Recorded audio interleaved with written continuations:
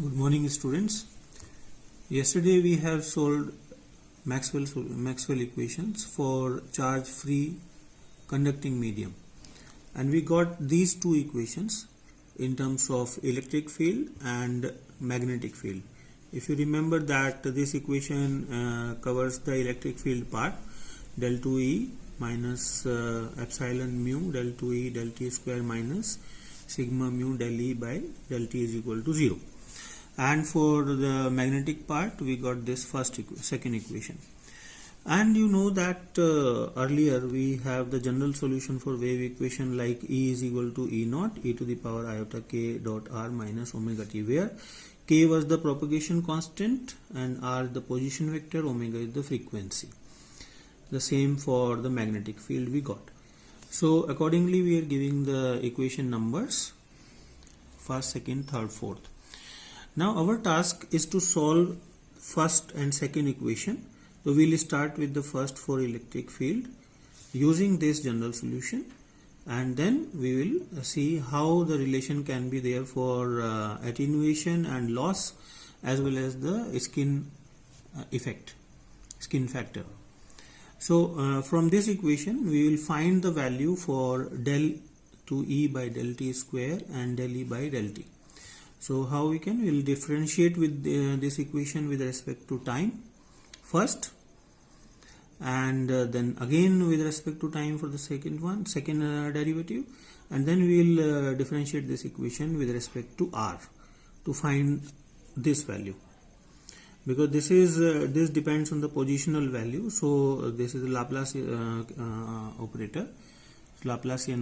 So the value depends on the position, not on the time. So we'll start finding this del E by del T. So easily we can find the differentiation minus iota omega and the same parameter. So is equal to minus iota omega E. So the first differentiation del E by del T we got. The second part del 2E by del T square is by differentiating this equation again, and we will get minus omega square E. You can easily find if you do the calculation yourself, then it will be very easy. Then again del 2E by del R square is equal to iota k square E is equal to minus k square E.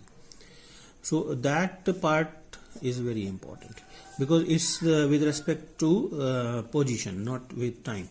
So we got three equations as we require over here, three parts. First for this one, second for this, and this. So all these three values we got in equation number 5, 6 and 7. So by putting these equation 5, 6, 7 in equation number 1, we got these values. E can be taken out as common, and then we can see that k square is coming equal to this part. If we see this part k square, it is divided into two parts, epsilon mu omega square plus iota omega sigma mu. So iota part actually refers to the imaginary part. So if we see that these two parts are real part and imaginary part, because the propagation vector itself is a complex quantity. When we deal with the propagation vector in any medium, it refers to a quantity which is not exactly real.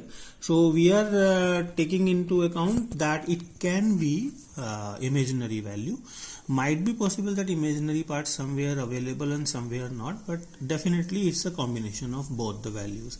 So let us assume that k is a plus iota b, as most of the complex numbers are written. And if we find the k square a plus iota b, so we will got a square minus b square and plus iota twice ab. So if we compare this equation where a square minus b square is representing the real part, if we compare this part with equation 8, so we will get a square minus b square is equal to epsilon mu omega square and twice ab is equal to sigma mu omega. So these two parts we got. Actually we got the value for we have to find the value for a and b, because what we have assume that k is equal to a plus iota b.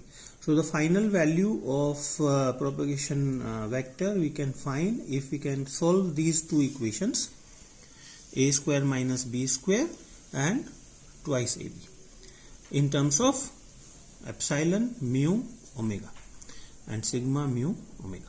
So after solving for these two parameters, we find a very, you can say, an interesting equation. You all can solve these two equations. A is equal to omega under root epsilon mu by 2 whole 1 plus sigma by epsilon omega square under root plus 1, this type, and B on the same side. The term here, which is known as sigma by epsilon omega, which is the, you can say, the controlling factor over here, it is known as the dissipation factor. How and why it is called the dissipation factor? Because it represents the loss of, you can say, the amplitude when the wave is moving in a medium. And here A overall is known as attenuation constant and B is known as phase constant. So basically we are dealing with the factors which deals with the phase and the amplitude part of the wave when the wave is actually traveling in any medium. Now for any lossless medium, because now we solve these two equations like for attenuation constant and we find the value for the A and B part, so easily we can write a complex number k. But for any lossless medium like a dielectric, A is 0. And if we put this value over here, E is equal to this. If we try to solve the equation number 3, which is the general solution in terms of A plus iota B, where we are putting the value of k over here. So we can find the equation like E is equal to E naught e to the power minus BR e to the power iota AR minus omega t. So this equation we can easily get. And similarly for the magnetic field part, we can get H is equal to H naught e to the power minus BR E iota AR minus omega t. Now these two equations 12 and 13, the parameter e to the power minus BR is known as attenuation factor and the parameter e to the power iota AR minus omega t is known as phase factor. Okay, so this these two or three equations contains 4 or 5 definitions. Like already we have seen,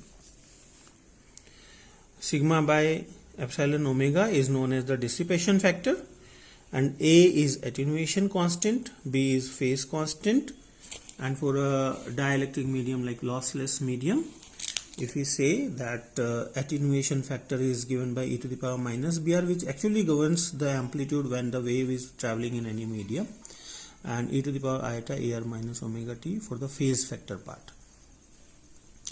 This equation e to the power minus BR actually shows the exponential decrease in amplitude.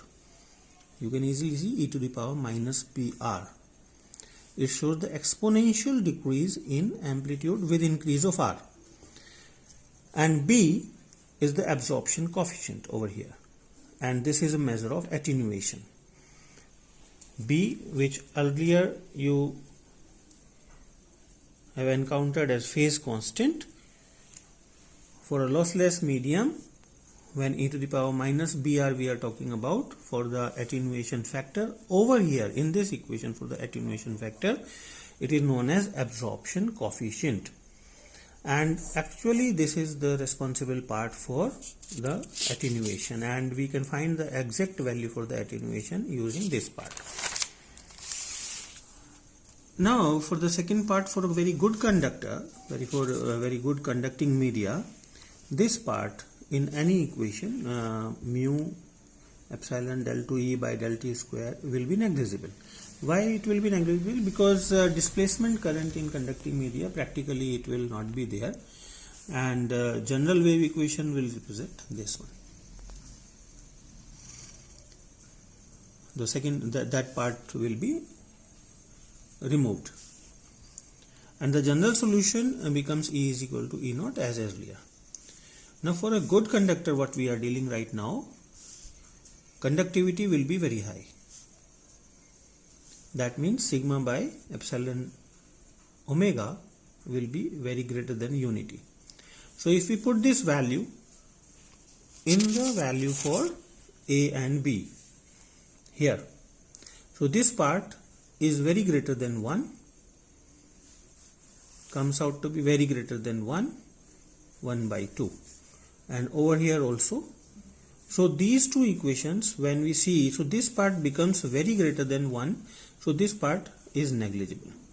So if we put this into consideration, so we find that A becomes equal to B is equal to omega.